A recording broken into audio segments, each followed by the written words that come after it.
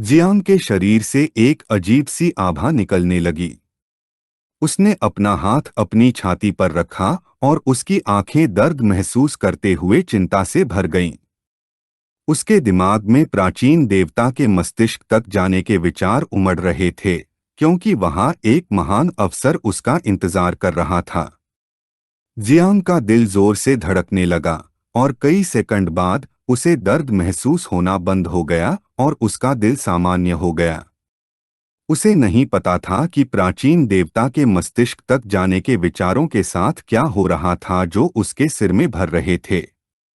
उसका ध्यान प्राचीन लाश के दिल पर केंद्रित था।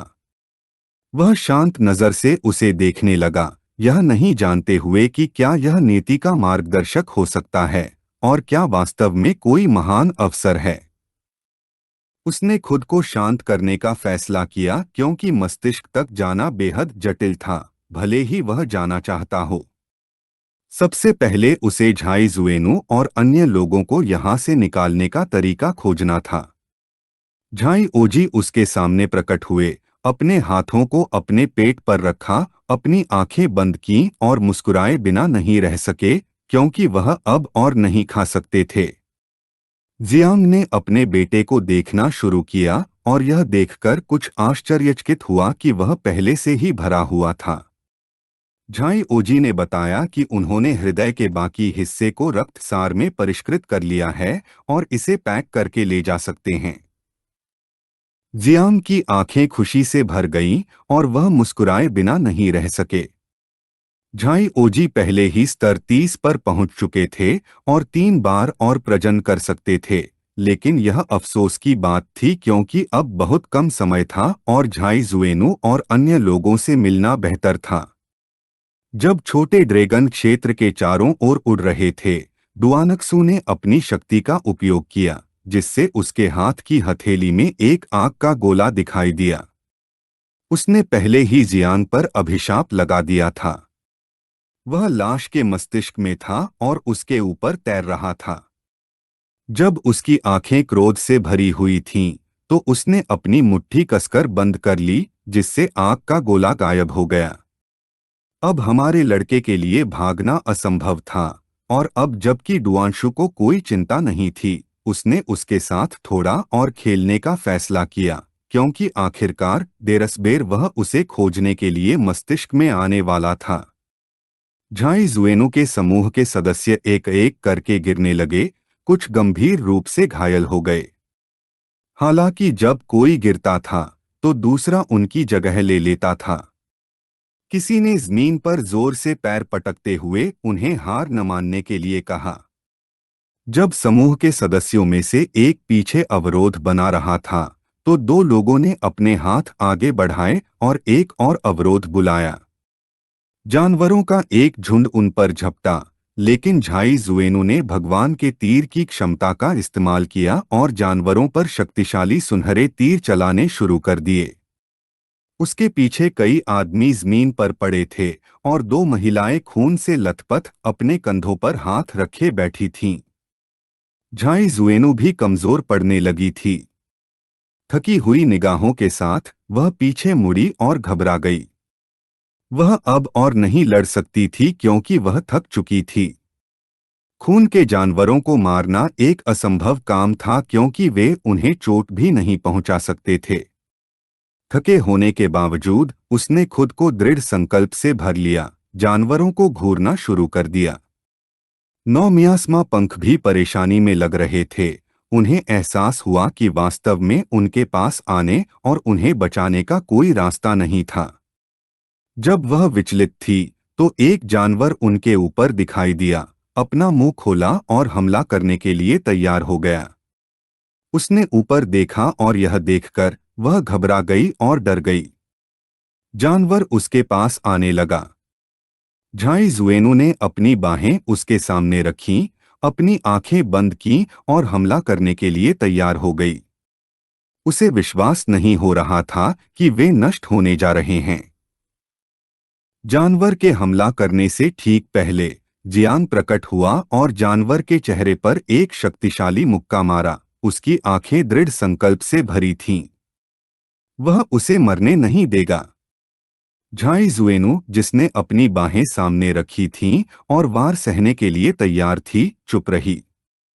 जानवर का शरीर पीछे की ओर उड़ गया और जमीन पर जोर से टकराया, और यह देखकर दूसरे जानवर डरे बिना नहीं रह सके।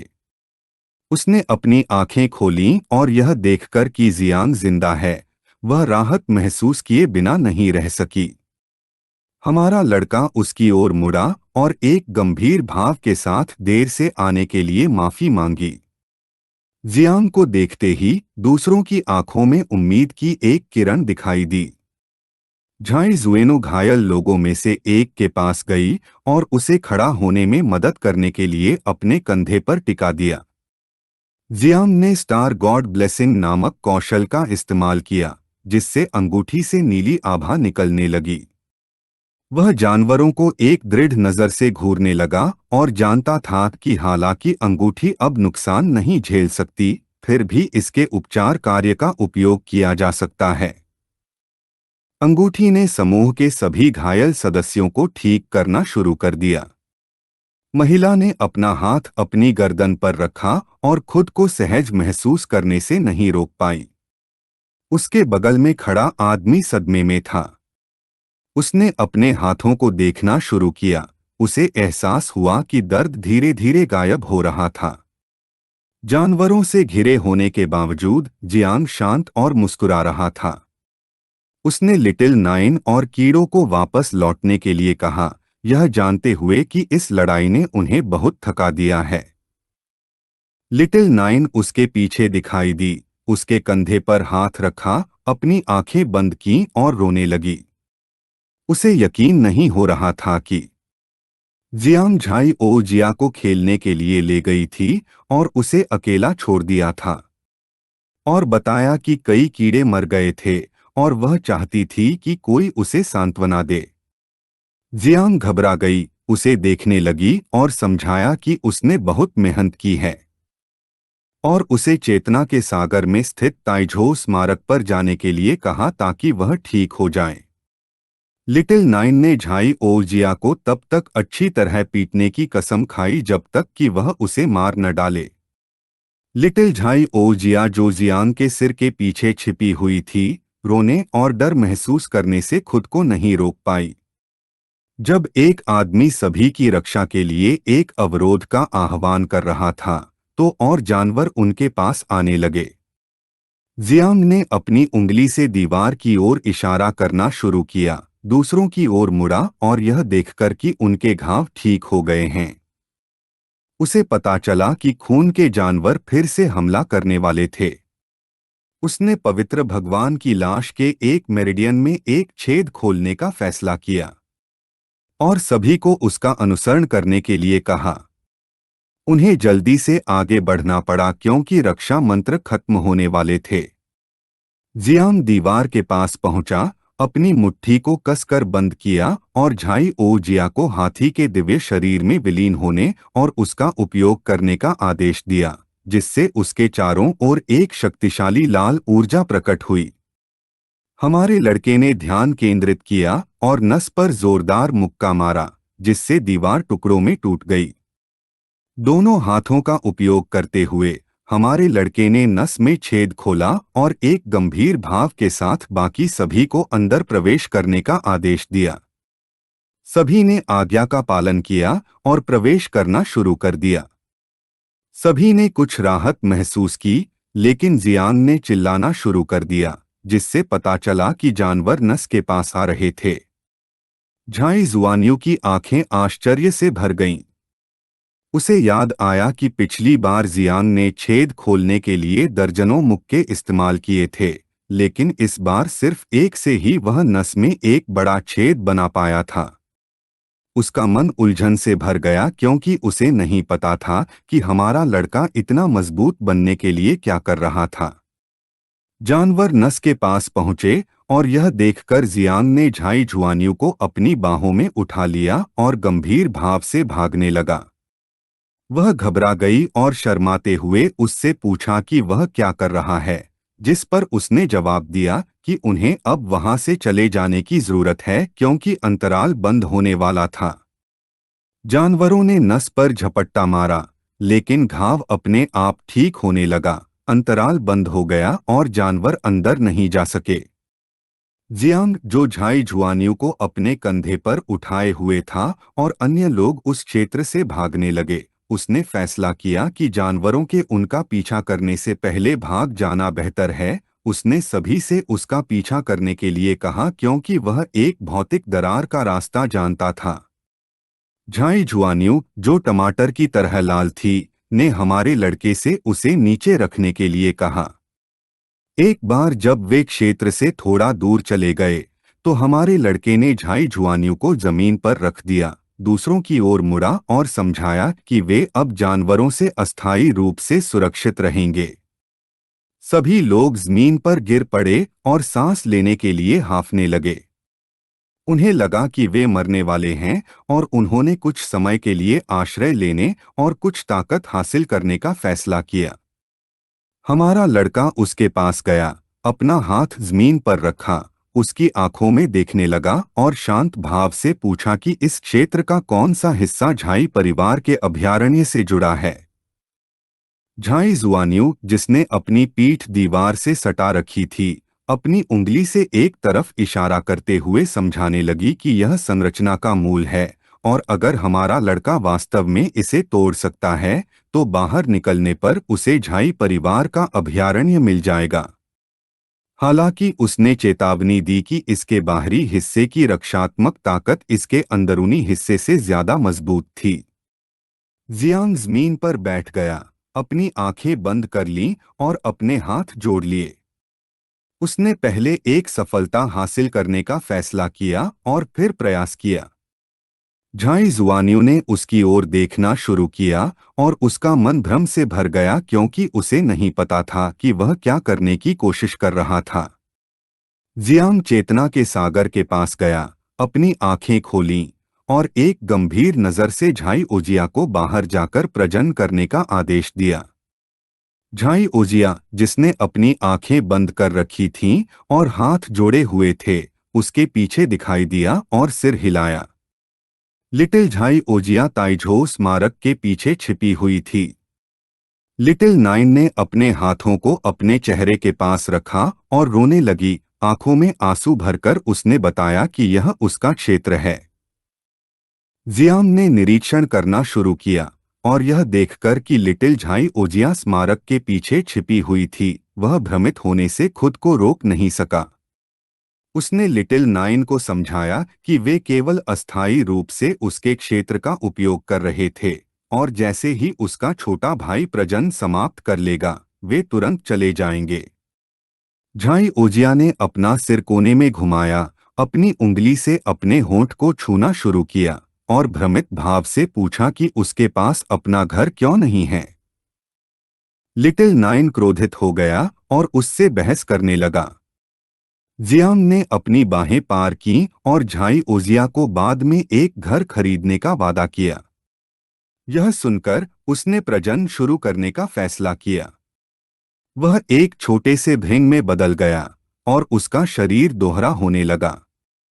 जियांग जमीन पर बैठ गया, अपने हाथों को आपस में जोड़ लिया और प्रक्रिया को गति देने की अपनी क्षमता का उपयोग करते हुए ध्यान करना शुरू कर दिया। नरक लाल खोल वाले भृंग के एक साथ 3 प्रजनन शुरू हुए। प्रतीक्षा समय 30 मिनट था और संतानों की संख्या 324 थी। पलक झपकते ही आसमान छोटे छोटे भृंगों से भर गया। जियांग खड़ा हुआ, उन्हें देखने लगा और यह देखकर आश्चर्यचकित हुआ कि एक पल में 300 से अधिक संतानें पैदा हो गई थीं। यह महसूस करते हुए कि दिव्य शव एक अच्छी जगह थी और यह देखते हुए कि एक हृदय इतनी ऊर्जा दे सकता है, वह कल्पना नहीं कर सकता था कि जब झाई ओजिया मस्तिष्क को खा जाएगा तो क्या होगा। नन्हा नाइन घृणा से ग्रस्त होकर कीट मां में बदल गया। उसने झाई ओजिया की टोपी को काटा और उसे घसीटना शुरू कर दिया। वह रोने लगा और अपने पिता से मदद मांगने लगा। यह सुनकर जियांग घबरा गया। वह उसके पास पहुंचा और उसे रुकने का आदेश दिया। उसने उसके सिर पर जोरदार वार किया, जिससे एक गांठ दिखाई दी। झाई ओजिया ने इस पल का फायदा उठाकर जियांग के पीछे छिप गया। नन्हा नाइन रोने लगा, कहने लगा कि झाई ओजिया उसका पसंदीदा था। जियांग क्रोधित हो गया। उसने अपनी मुट्ठी भींच ली और उग्र निगाहों से पूछा कि उसने अपने भाई को मारने की कोशिश करने की हिम्मत कैसे की। जियांग की आंखें चमकने लगीं। उसने सभी भृंगों को उसके शरीर में प्रवेश करने का आदेश दिया। उसने अपना हाथ नस पर रखा और हमला करने के लिए तैयार हो गया। उसकी मुट्ठी से तीव्र ऊर्जा निकलने लगी। उसने 300 से अधिक भृंगों की शक्ति को मिला लिया था और अब उसके पास जो ताकत थी वह जियान वुक्सियन के बराबर थी। दृढ़ निश्चयी नजर से उसने दूसरों से बचने के लिए किसी भी अवसर को जब्त करने के लिए तैयार रहने को कहा। दूसरे खड़े हो गए, उसे देखने लगे और समझदारी से जवाब दिया। उसी समय गु कैशेन, झाई हुआन्यू के पिता और झाई परिवार के दादा उस क्षेत्र में पहुंचे। दादा, जिन्होंने अपनी बाहें पार की हुई थीं, ने पलटकर कहा कि अब जब मार्ग बंद हो गया है तो प्राचीन देवता की लाश को बाहर से पार करना और थोड़े समय में प्रवेश करना मूल रूप से असंभव था। एकमात्र विकल्प इसे अंदर से बाहर तक शोषण करना था, जो कि आसान नहीं होगा क्योंकि बच्चे अंदर थे। पिता घबरा गए बिना यह जाने कि अब क्या करना है। दादा ने कब्र के ऊपर अपना हाथ रखा और शांत भाव से उनसे कहा कि अगर कोई बदलाव हुआ तो सबसे बुरे के लिए तैयार रहें। पहले अवसर पर उन्हें अभयारण्य को नष्ट करना चाहिए और उस आयाम को अनंत अराजकता में निर्वासित करना चाहिए जहां प्राचीन देवता का शरीर संग्रहित था। पिता की आंखें भय से भर गईं और वे घबराए बिना नहीं रह सके। उन्होंने समझाया कि जुआन्यू अभी भी वहां था और जुआन्यू जैसे व्यक्ति का वजन दक्षिया के अरबों लोगों के बराबर था।